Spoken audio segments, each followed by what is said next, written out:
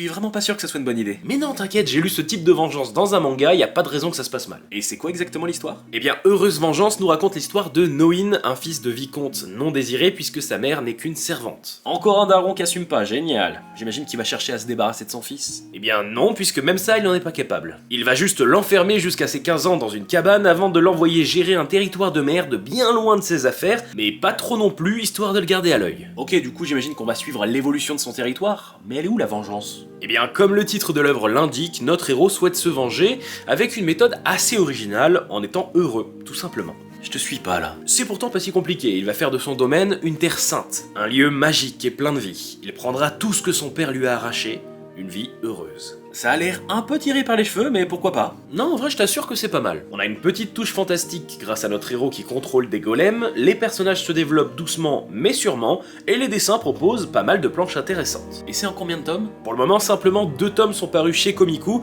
et malheureusement, au vu de l'apparition japonaise, il va falloir être patient. Oh, c'est chiant quand ça fait ça. Mais tu vois, avec le contexte, je comprends mieux ce dont tu me parlais tout à l'heure. Bah ouais, moi aussi je vais me venger en étant heureux et il sera dégoûté. Après, t'as conscience que t'as juste perdu un duel à Yu-Gi-Oh! Oui, bah ça se voit que c'est pas toi qui t'es pris un Raigeki. Une cause perdue.